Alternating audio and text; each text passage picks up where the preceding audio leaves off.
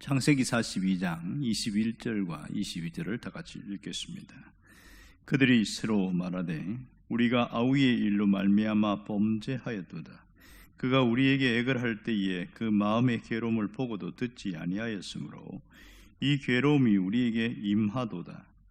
르우벤이 그들에게 대답하여 이르되 내가 너희에게 그 아이에 대하여 죄를 짓지 말라고 하지 아니하였더냐. 그래도 너희가 듣지 아니하였느니라. 그러므로 그의 핏값을 치르게 되었도다 하니. 아멘.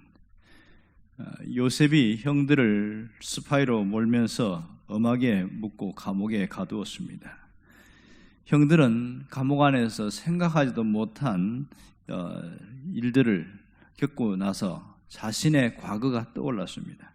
그것은 요셉에 대하여 했던 행동에 대한 것입니다. 지금 형들은 요셉에 대해서 심각한 죄책감에 사로잡혀 있습니다. 그래서 누군가가 이렇게 말합니다. 우리가 죄를 지어서 그래. 갑자기 형들이 자기들이 요셉에 대해서 죄를 지어서 이런 고통을 당한다 이렇게 말합니다. 형들은 왜 갑자기 이 와중에 요셉 이야기를 꺼내는 것일까요? 요셉의 이야기를 꺼내면서 자신들의 그 생각을 당한 일에 대해서 어떤 생각을 갖고 이렇게 꺼내는 것인가 하는 겁니다. 나름대로 그들은 평소에 묻어두고 살았던 20년 가까이 묻어두고 살았던 그 죄책감이 비로소 여기서 드러나고 있는 것으로 보입니다. 자신들이 그러면 이 상황에서 자신들의 잘못을 스스로 이야기한다고 문제가 해결되는 것인가 하는 겁니다. 정말 요셉의 이야기를 진짜 하는 그들의 마음은 무엇인가 하는 겁니다. 아마도 이것은 하나님께서 요셉을 위해서 형들의 마음을 여신 것이다. 그렇게 생각됩니다. 요셉을 위해서 하나님이 이것을 듣게 한 겁니다. 지금 자기들끼리 하는 얘기로 알고 있지만 사실은 요셉이 그것을 듣고 있거든요. 형들은 통역을 통해서 말하니까 아무도 모를 거라고 하지만 이 얘기를 요셉이 알고 있게 됩니다. 오늘 여기 보면 지금 21절에서 요셉에게 지금 형들의 심정, 형들의 마음을 어떠한가를 듣게 하셨습니다. 만일 이 형들이 태도가 변하지 않았다면 그들은 상당히 위태로울 수 있었을 겁니다. 그러나 지금 이 형들의 자기의 어떤 죄책감, 그것을 고백을 통해서 요셉이 갖고 있는 응어리, 그 마음을 풀어주고 있는 것을 우리가 보게 됩니다.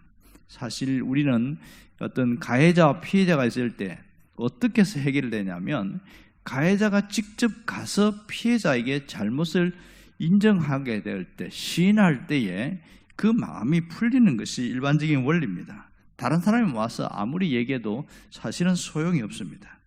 지금 요셉 속에 있는 그 마음의 응어리, 그 상처를 풀어주시려고 하나님이 이 얘기를 듣게 하신 것으로 보입니다. 지금 형들의 지금 입장, 그들의 형편을 가만히 보십시오. 뭘 하고 있냐면 첫 번째로 자신들의 범죄를 인정했습니다. 우리가 아우의 일로 말미암아 범죄하였도다 이렇게 말하고 있습니다. 지금 요셉을 판 것이 엄청난 죄라는 것을 스스로 인정하고 있는 것이죠. 그 부분에 대해서 자기들이 마음으로 회개하고 있다는 것을 알 수 있습니다. 정말 잘못을 저지른 사람이 올바른 회개를 해야 상대방의 마음이 풀립니다. 그 마음의 상처가 회복이 된다는 것이죠. 상처를 준 사람이 상처를 받은 사람에 가서 얘기를 해야 진정 회복이 있습니다. 여기서 형들은 그 요셉이 그때에 어떻게 했는가 하는 그 심정을 헤아리는 것을 보게 되어집니다. 21절에 보면 그가 우리가에게 액을 할 때에 그 마음의 괴로움을 보고도 듣지 아니하였다 이렇게 말합니다. 그래서 그 결과로 이 괴로움이 우리에게 임하게 되었다 이렇게 말합니다. 정말 그들은 얼마나 요셉이 괴로웠는지 자신들의 감옥에 갇히면서 새삼 느끼게 된 겁니다. 그러면서 현실 문제에 이 문제가 당연하게 요셉의 그 죄값, 잘못한 그 죄값을 우리가 치르고 있다, 이렇게 그들은 말합니다. 그래서 이렇게 이야기하죠. 그의 피값을 우리가 치르고 있다, 이렇게 얘기합니다.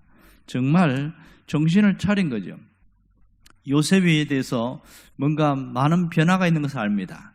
이 사실을 알고 요셉이 나중에 듣고 그들을 떠나가서 울고 다시 돌아옵니다.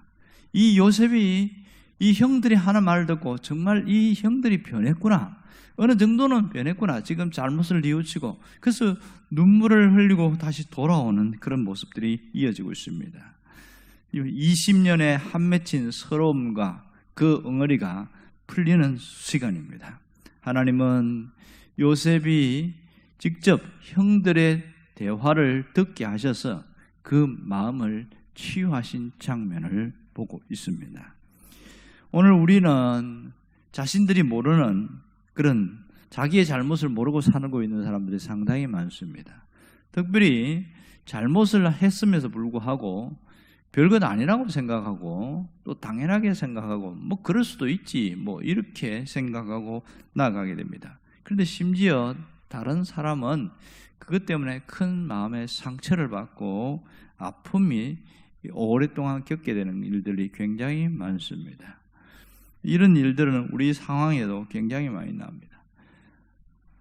몇 년 전에 세월호 사건이 터졌을 때에 지금 안산에 있는 많은 고등학생들이 죽었어요. 그런데 거기에 부모들도 그러고 교회를 나오는 사람이 있었습니다. 근데 그 세월호의 아픔을 가진 사람들에게 다른 사람들이 다 천국에 갔을 거니까 이제는 마음 편히 있고 그렇게 살라, 이렇게 이야기하는데 하나도 위로가 안 되는 거예요. 그것 때문에 오히려 교회 안에 있는 교인들의 말 때문에 더 큰 상처를 받아서 교회를 떠날 수밖에 없는 일들이 빈번하게 일어나고 있습니다. 그런 상대방의 마음의 상처에 대해서 생각하지 않고 생각 없이 말을 던지는 결과로 그들이 교회와 결별하는 일들이 정말 많았던 안타까움이 있습니다. 이 다른 사람에 대한 배려나 입장을 전혀 고려하지 않았기 때문에 생기는 문제겠지요. 이 때문에 굉장히 많은 상처가 사람들 사이에 있게 되어지고 이것이 시험에 드는 요소로 작동할 때가 많습니다. 사람들은 별 생각 없이 말을 많이 합니다. 피상적인 표현들이 우리에게 상처를 줍니다. 옷이 왜 그러냐? 생긴 거 왜 그 모양이냐? 머리는 왜 그 따위로 하냐? 뭐 이렇게 툭 던진 말 때문에 굉장히 상처를 받게 되죠.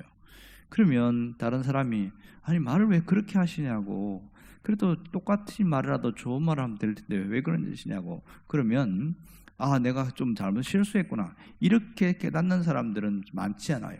내가 뭘 잘못했는데 내가 그 사람이 그렇게 하니까 내가 말한 거지, 이렇게 자기의 잘못을 시인하지 않고 하는 이런 일들이 정말 많습니다. 참 신앙생활에서 답답한 건 뭐냐면 하나님 앞에서는 굉장히 열정적이고 열심히 있고 잘하는데 사람과의 관계에서는 함부로 하는 경향들이 많은 상처를 주는 경우가 정말 많습니다. 진짜 제대로 된 신앙은 우리 안에 십자가가 형성되어야 돼요.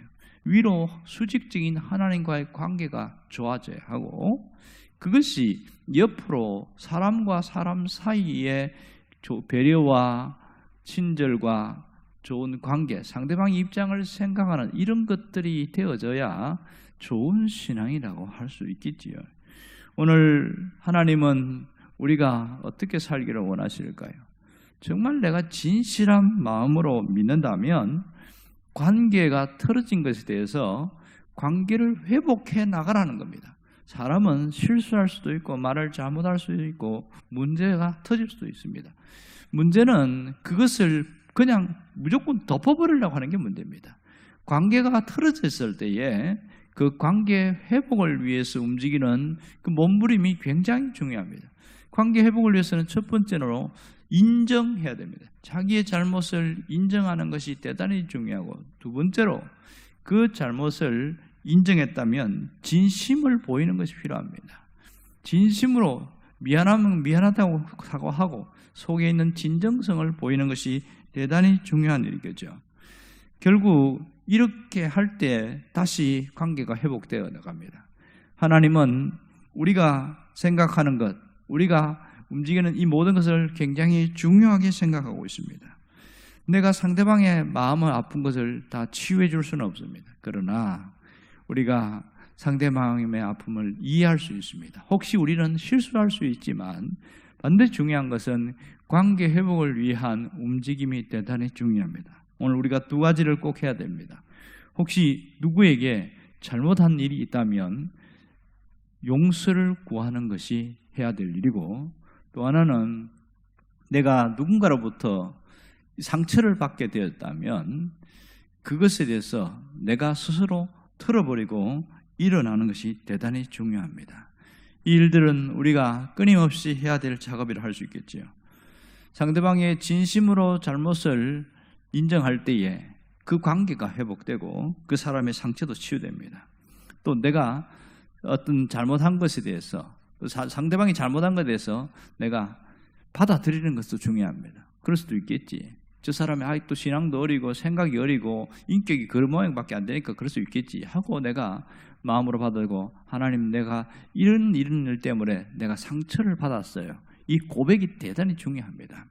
다윗은 시편에서 수도 없이 많이 나타나는 게 뭐냐면 이런 고백입니다. 상대방이 와서 나한테 잘못했다고 이야기하지 않아요. 그런데 내 마음에 엉어리가 있어요. 이거 어떻게 풀어야 됩니까? 이것을 하나님 앞에 갖고 가는 거예요. 하나님, 저 사람이 나한테 이렇게 했어요 라고 막 얘기하는 거, 이게 고백적 기도인데 대단히 중요합니다. 그럴 때 그 마음이 풀려지고 다시 하나님으로부터 회복되어지는 일들이 굉장히 많습니다. 오늘 요셉의 사건을 통해서 우리가 사람과의 관계에서 어떻게 회복을 해나갈 것인가, 이것을 깊이 깨달을 수 있기를 주의 이름으로 축원합니다. 기도하겠습니다. 모든 상황 속에서 하나님이 일하심을 믿습니다. 하나님, 살다 보면 우리가 실수할 때도 많고 상처를 줄 때도 있고 상처를 입을 때도 참 많습니다. 이럴 때마다 사람에 대한 실망감과 회의감, 신앙생활에도 상당한 타격을 받습니다.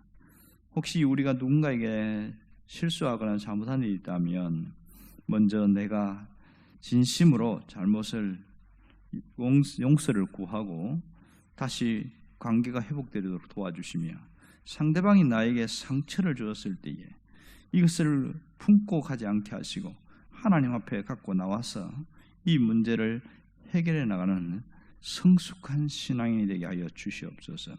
예수님의 이름으로 기도합니다. 아멘.